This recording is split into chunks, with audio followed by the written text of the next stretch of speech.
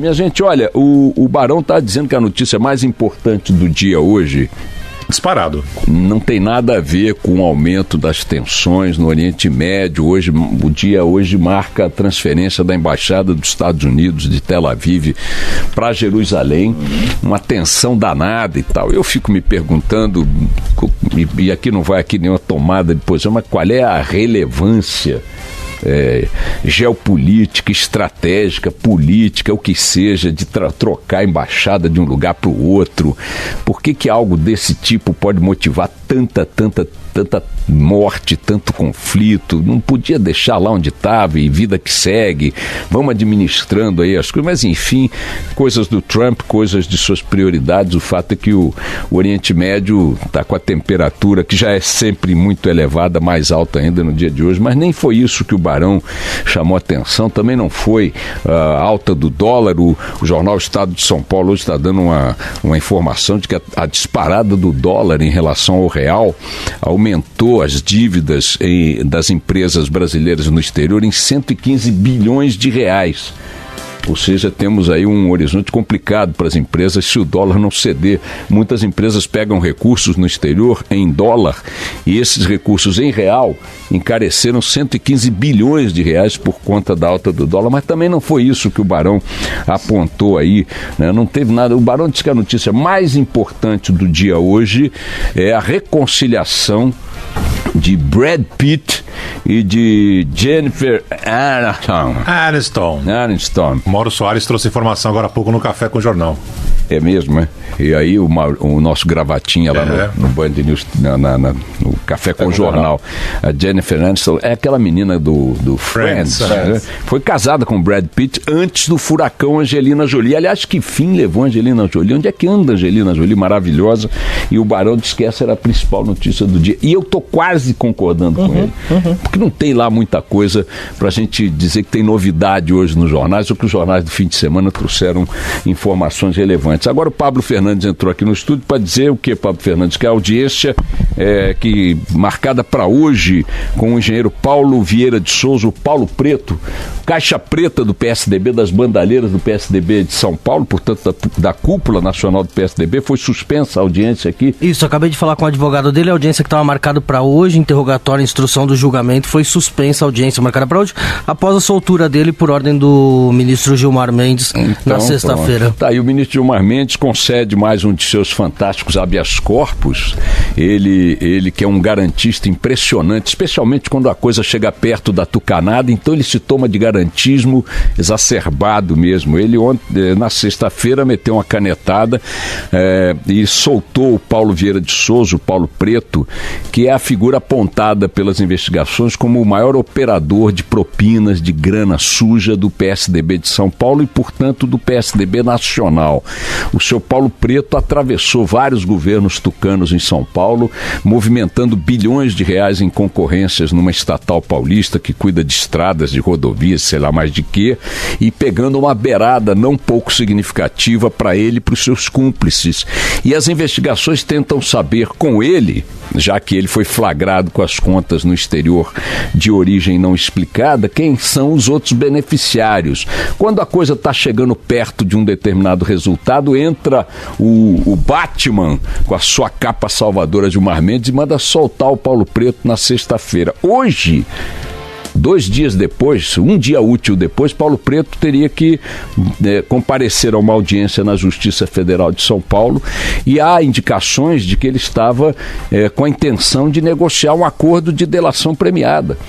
Afinal de contas, como é que um cara desse, servidor público, executivo de uma empresa pública, que teve seu cargo renovado por sucessivos governadores do PSDB em São Paulo, inclusive o Alckmin, atual candidato à presidência da República, como é que um servidor público é flagrado, comprovadamente, com 113 milhões de reais em contas em paraísos fiscais, depois de terem passado pela Suíça, Quem está apontando o dedo para Paulo Preto, dizendo que ele está com essa fortuna lá fora, não são os incontroláveis promotores da Lava Jato, não são os algozes do partido da polícia, não.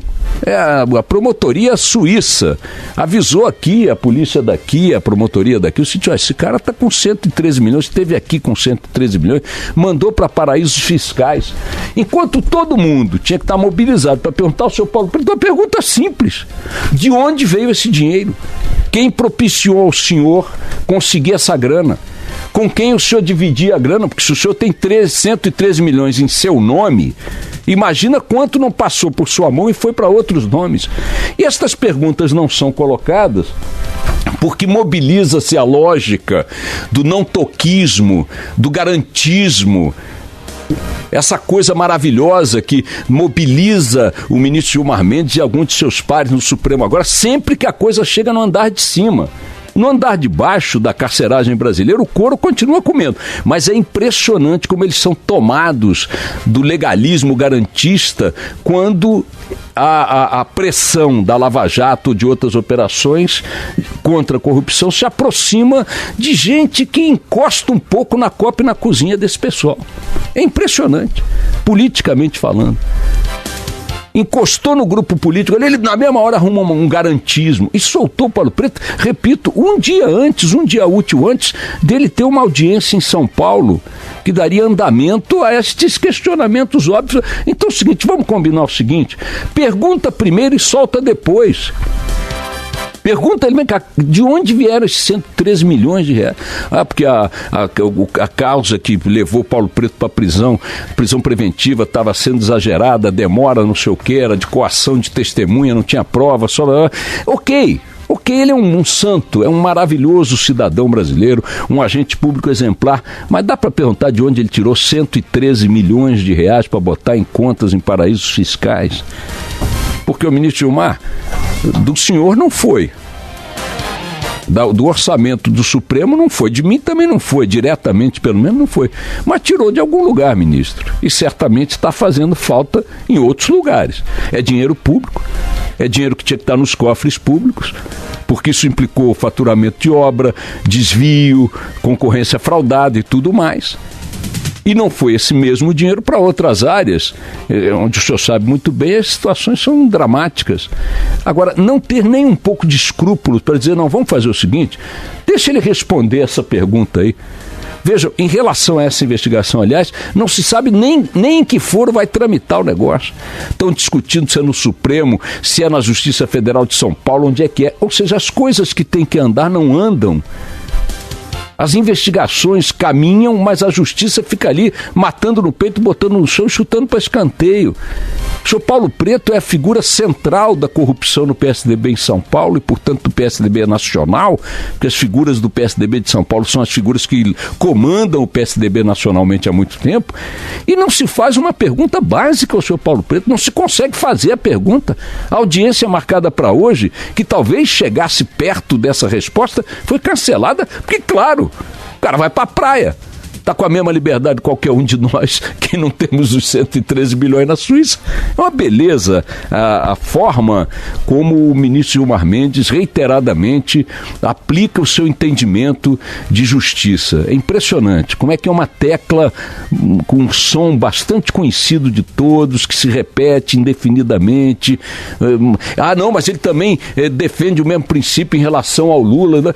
Olha, o Lula é o álibi dele.